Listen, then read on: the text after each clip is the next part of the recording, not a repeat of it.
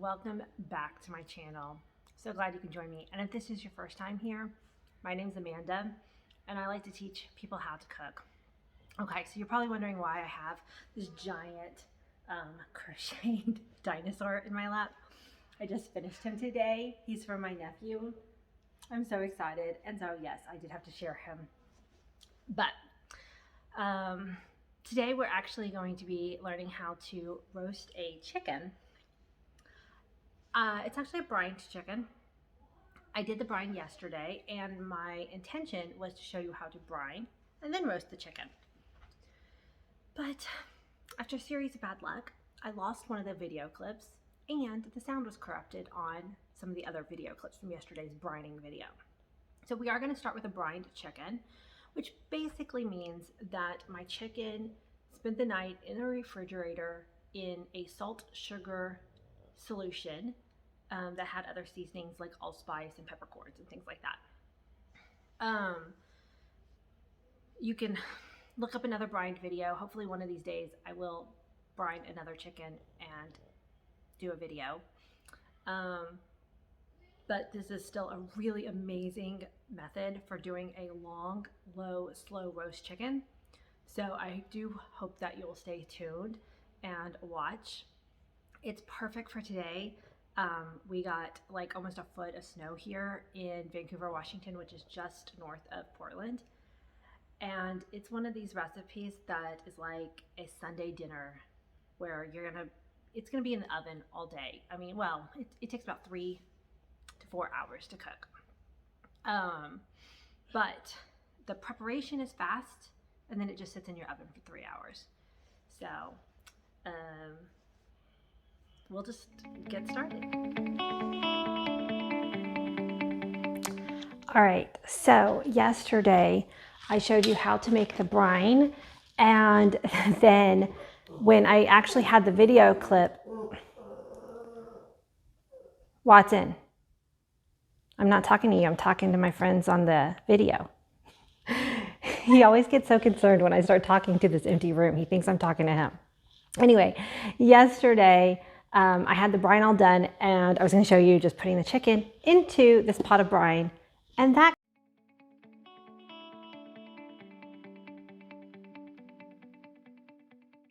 clip got deleted, went into, I don't know, into wherever clips go to die. So we did not cook our chicken in this. Remember, we made the brine, and then we just put our raw chicken in it once the brine came down to a cool temperature, somewhere between 35 and 40 degrees. So my chicken here has been in the refrigerator since yesterday afternoon. And the first thing that we need to do is get him out of the brine and into, and dry him off. So what I'm doing is I've got my cutting board here, and it's got a hole in it, and I'm making like a little ramp. So I'm putting a towel under this cutting board. The hole is over the edge of the sink. Don't know if you can quite see that. And then I'm going to pull out this chicken, and we want to kind of drain off the liquid. So, oh, it's cold. Because this has been in the refrigerator. So first I'm just kind of shaking out as much water as possible.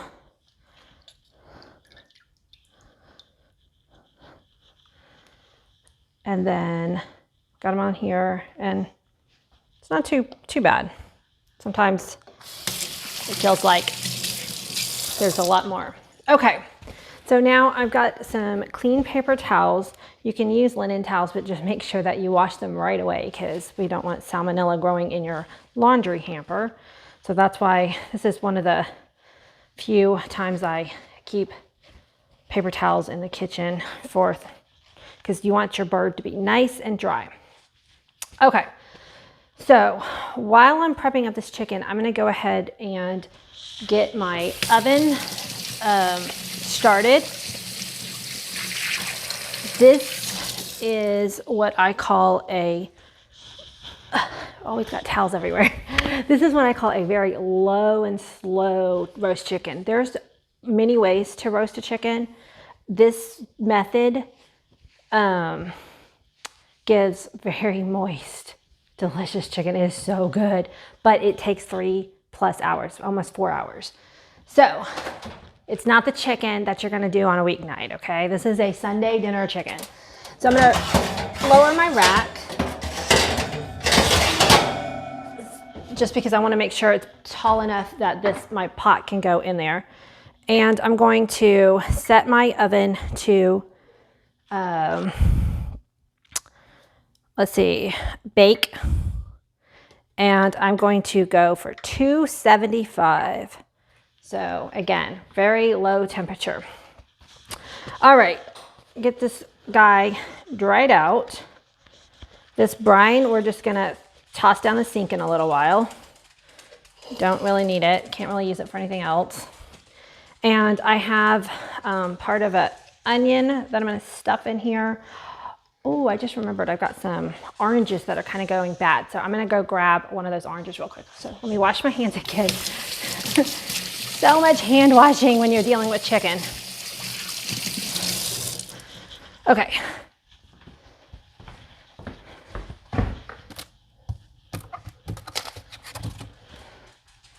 So, see, this orange has seen better days. I just remembered it was over in my fruit bowl. So it's not rotten, it's just kind of starting to go bad. So I'm gonna put that napkin in my sink right now, pick it up later. So I know the kids aren't gonna wanna eat this. So it's perfect for, okay, this part's kind of yuck, so I'm gonna cut that out. It's not rotten, it's just kind of starting to get brown. Yuck.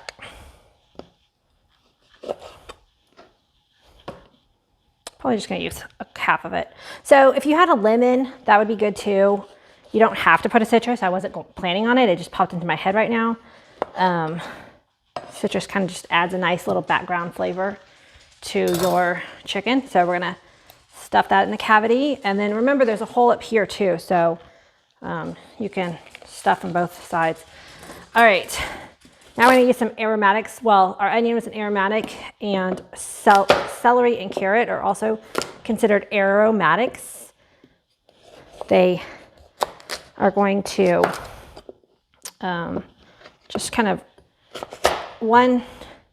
keep the cavity open, and they will impart some flavor, and they'll add flavor to the drippings too. Okay, this is actually kind of a small chicken, so I can't get as much in as I thought I was going to be able to. All right. Well, I was gonna put some celery, but it's getting pretty full. We'll put a little bit. We can get it in there. I feel like I'm doing surgery here. All right, you gotta get friendly with your chicken. Okay. Now, I'm gonna wash these hands again.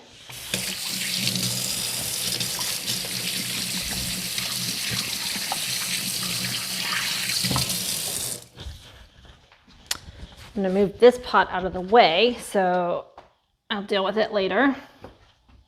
All right, so talking about what kind of pot you want to use to roast your chicken. This is stoneware, so stoneware is really good because it will heat up nice and evenly and keep a nice even temperature. Corningware, is good. Any kind of like just baking dish that you have a lid with. All right, so this is a hard piece of butter out of my refrigerator. And so here's like a little kind of neat hack that you can use to butter your dish. So I'm just peeling back the paper a little bit, and I'm just rubbing this cold butter all around my stoneware. So if you don't, your chicken skin will stick to this dish when it's done. Make sure you get kind of up high too. All right, so that is good. And because I know I'm gonna use some more butter, I'm gonna cut some slices before I touch my chicken again. All right, so just cutting some thin slices here. that I'm going to put up underneath the skin of this chicken. Watson, that's me. I'm making noises. It's just Mama. All right. Just trying to make sure I'm gathering up a couple more things that I'm gonna need before, that was loud, before I touch my chicken. I will probably have to wash my hands again, but trying. Oh, those are all off camera, but you'll see them in a second. Okay, so if you reach up between the skin, there's kind of a pocket between the skin and the breast meat. So you can reach your fingers in here, and we're just gonna get some of this butter that we cut and put it, you see, you can put it between the skin and the breast meat. And what that's gonna do as it cooks, it's gonna melt down and kind of like marinate into your chicken and give it lots of flavor. It's gonna help crisp up the skin from the underside. We're gonna put some olive oil that I have on the top of the skin. So give lots and lots of flavor. I mean, because we're roasting this bird all day, we want it to be special. We don't want to just, you know, take any shortcuts today. I mean, sometimes I roast chicken pretty fast using a different method, which I'm sure I'll do a video on in the future. But sometimes you want to just do this method where you're taking your time.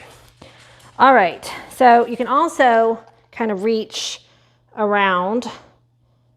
I cut my butter, but then it immediately melted back into itself.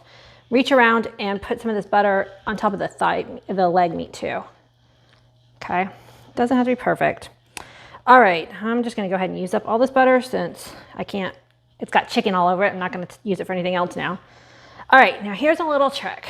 So we've got our chicken. If our wings are floppy out like this, they're gonna burn up. So if you take your wing and, yeah, there's some chicken yuck. Okay, trying to remember how to do this. Basically, take it out and then you twist it. It's not wanting to cooperate. Twist it down underneath itself. That will help keep your wings kind of together. And if you've got string, you can tie up your, dang it. I'm trying to remember. It's been a while since I've done this. There we go. Kind of twist it in on itself. And then you can get some string and tie up the legs, which I do have some string, so I'm gonna go ahead and grab some. But that means wash those hands again.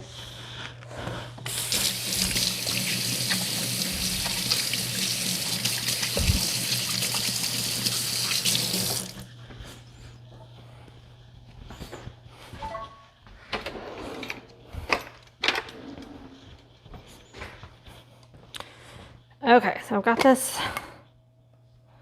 butcher's twine, and it came in this really cool thing, but for some reason I can't get it threaded correctly. But that's okay. So it's got a little cutter right on the jar, which is kind of cool. Okay, so nothing too fancy here. We're just gonna, oh, come on, chicken. Work with me here. I'm sure there's some fancy method. I just kind of wrap it around.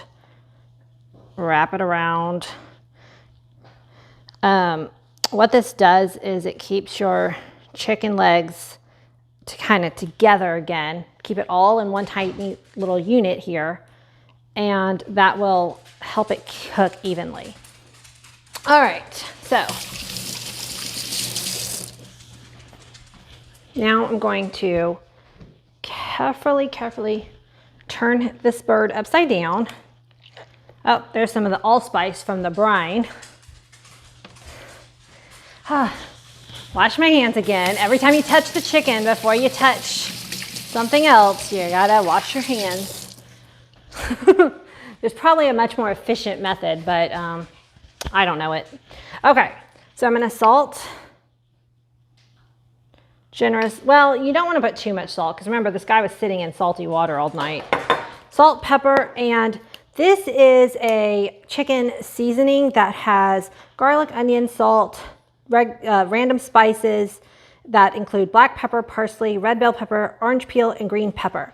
Whenever I buy a spice bin, I double check to make sure that there's no preservatives, no artificial food colorings, and no MSG. MSG gives me migraines. So because this is just herbs and spices, it's just convenient.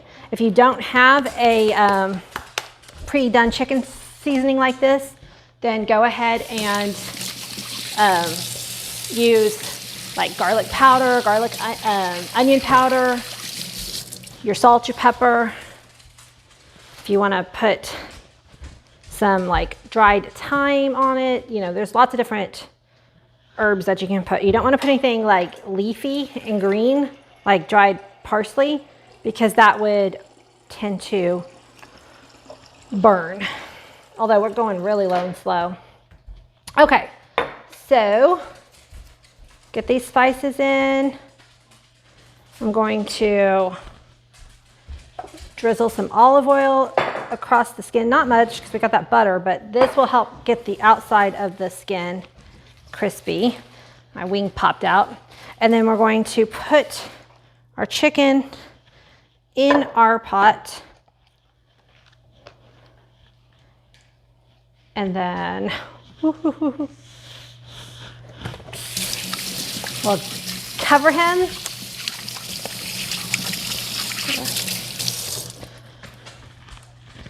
We'll get him covered with the lid and we'll put him in the oven, like I said, 275 degrees for 3 hours. And you're just gonna go and about your day. You don't really need to check on it. We're not gonna baste him. We got all that butter. He's gonna slowly cook down and we'll come back in 3 hours and see where we're at. Okay guys, it has been 3 hours and I know it's cliche, but I really wish this had smell-o-vision because, oh my gosh, it smells so good in here. All right, so I'm gonna open up my oven and pull out my chicken.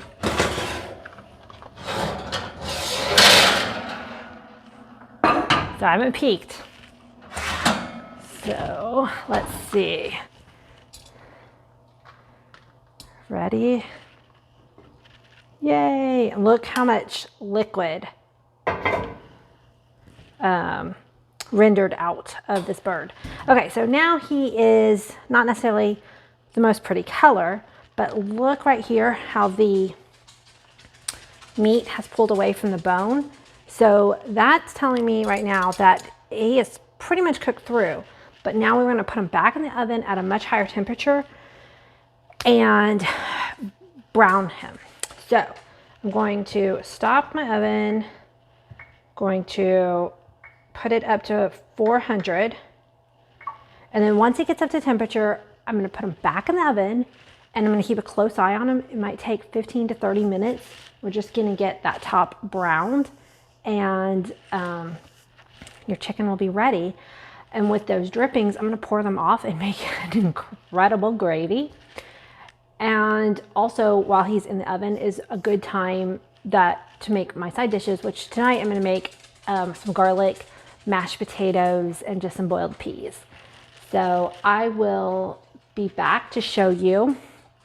So I'm just gonna wait till this oven gets up to temperature, put them back in there, but I'll be back to show you when we pull them out.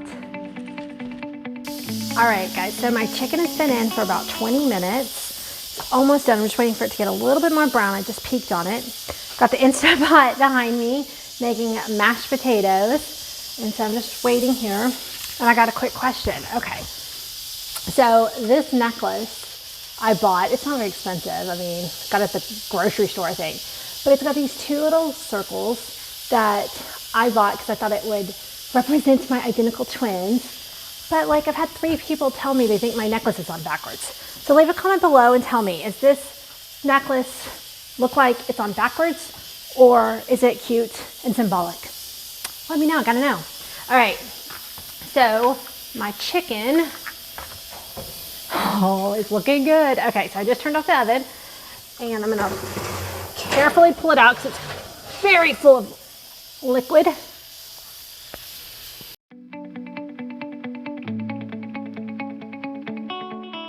Yay. Okay. So, yes, I forgot to tell y'all before that when it went in this time at the 400 degrees, that it needed to be uncovered so that way it could brown. But this is what we got. Perfectly moist, juicy, delicious chicken. And then with those drippings, I'm going an amazing gravy. So I will pin that recipe up on the card up there. So thank y'all so much for watching this video. If you had any fun or learned anything at all, please subscribe. Subscribing is free.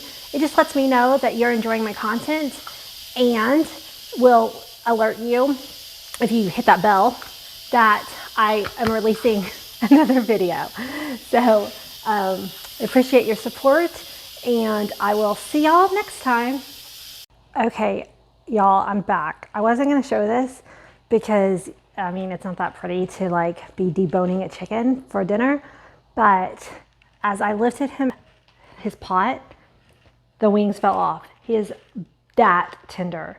It's just watering, juicy, fall off the bone chicken.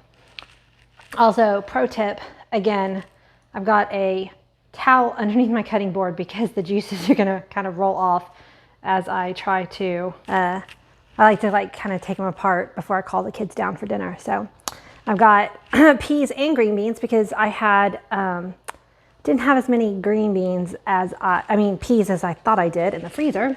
And then my Instapot mashed potatoes. So we're having a really nice Sunday dinner tonight on Saturday. Y'all have a good one. Bye.